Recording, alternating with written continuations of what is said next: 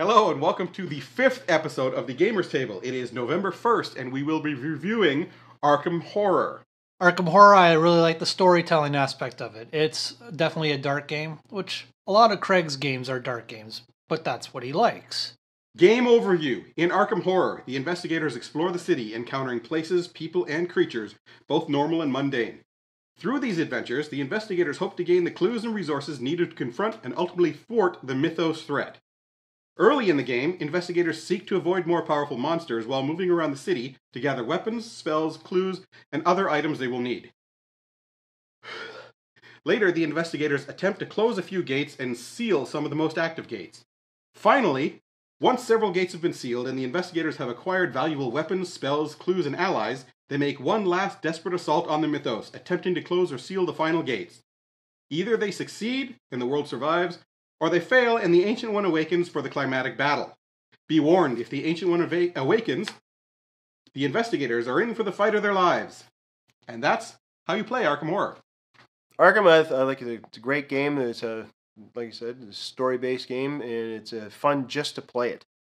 But you do occasionally get a sense of, it's not hopelessness, but helplessness, because sometimes no matter what you do, you're just going to lose anyway. Just to let you know, when we do these reviews of the bigger games, and I have the expansions, we're reviewing it with everything mixed all together. So, obviously these are not all the components for Arkham Horror, because that would cover this entire table, and the floor, and the hall outside, and the parking lot, and probably half the city. Yeah, the good thing about Arkham Horror and the expansions is all the expansions are optional. You can mix and match what you like. The stuff that you don't necessarily, you don't have to even add in. One person's saying, they're introduced to Arkham Horror to a new player, and they're having lots of fun playing. The game went for about 2 hours, and you got to the end boss, and they lost. And the guy was like, "Oh, what a waste of time." And he says, "Why was it a waste of time? Wasn't it fun?" He goes, "Well, yeah." And, well, there you go. Sometimes it's the process of playing the game that's fun. It's not whether you win or lose, but having fun as you're going along. There's a lot to the game. It looks great. The mechanics are great. Even with all the expansions in, the game still plays very well. I like the artwork in this game. Everything is very well illustrated. The cards are highly detailed. It's a very nice looking game. There's lots of components to it, which is probably one of the few drawbacks of it. Compono vision.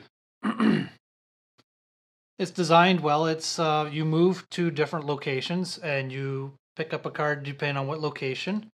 You do what's on the card. There's a lot of dice rolling in this game, but the dice rolling is not that bad because in the way you're telling a story, you're living a story, which is entertaining. Like you're not just playing an investigator. You feel like you're in the actual game. You are an investigator. And that's one thing I do really like about this game. Yes, there is a lot of exploring to do in this game. Tons of places you can go, and each time you get an encounter. Are these the encounter cards? No, that's the Those are the encounter cards at the end. Some of them. These ones over here. Anyway, you can't see them, but you can see them later on the Compono vision. But you got it's a very story-based game, so it's pretty much everywhere you go. There's always something to discover. It always helps you along. The expansions and everything all work very well together. They're all very entertaining to play with, and I really enjoy the game myself. If you're playing it just to beat the game, you're going to miss the story. But if you're playing it just for the story, you're going to lose the game. You need to sort of do a balance between the two. I've got all the expansions for it, and all the encounter decks for the original set are probably about that thick, maybe about 50 cards in each one so far. We have yet to get it where we've got a game where all the cards that we turn up for the locations are things we've seen before. We're still seeing stuff we've never read. And no, I don't read all the cards when I get the game. I would really like to be surprised by stuff. Lots of ways to lose the game. Lots and lots of ways to lose a game. Okay, it's email time. Maybe there'll be an email graphic coming up soon. Okay, and when I say emails, I mean emails, comments on Board Game Geek, and comments on YouTube. So if you talk to us anywhere, we'll respond. Maybe. Even behind our back. Okay, first off, we have one from Dan. This is from Board Game Geek. And he writes, I can't help but think that if Bob and Doug McKenzie did game reviews, this would be what they would be like. So, thanks a lot. Is he calling us hosers? Pretty much. There's no beer on the table. Nailed it right on the head there, pal. Where's the back bacon? It's on the stove. Oh, that's right. Right on, eh? Okay, and to the person who said to stop with the bad jokes, that's the only kind we know. Sorry. Mm-hmm. So what else do we have here? Oh, another one from Johnny Dollar. Nice lighthearted review, short and sweet. Only thing I'd add is maybe a few close-ups of the impressive art on the components, like on the roll cards, so people get more of an idea of the look and feel of the game. Take advantage of the visual media. We did that with what you see as Componovision. That was a new addition, and as I've said in the end credits a couple times, be patient. The website is coming, better graphics are coming. It's a process. We're learning as we go. Yeah.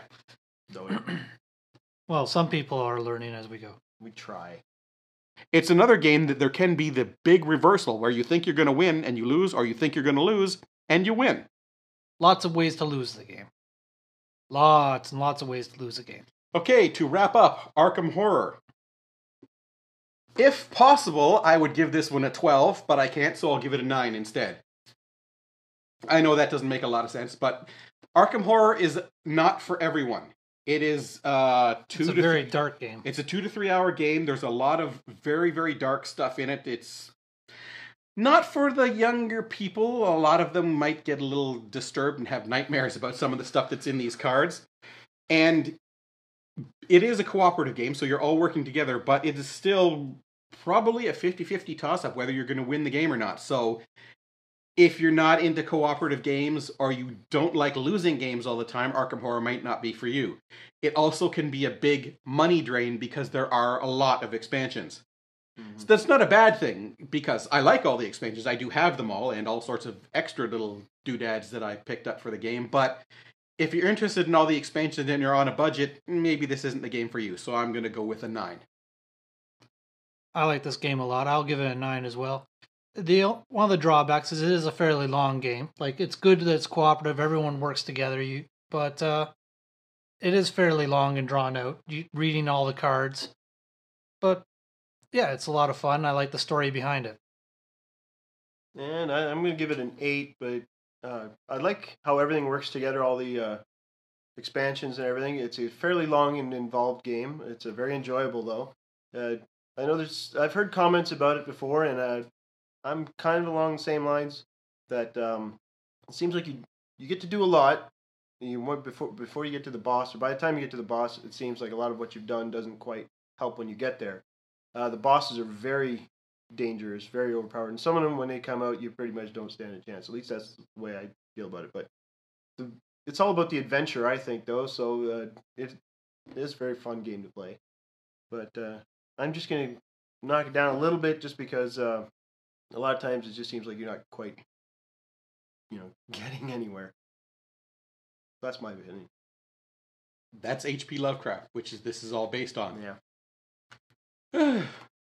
So that's it for this episode of the Gamers Table. We'll see you next Monday with another riveting and totally scripted and not at all off-the-cuff episode.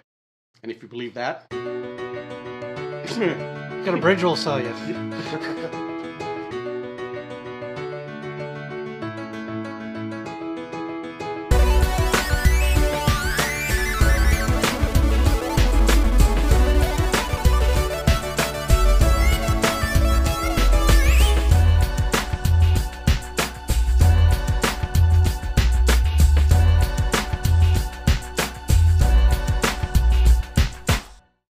Lots of ways to lose the game.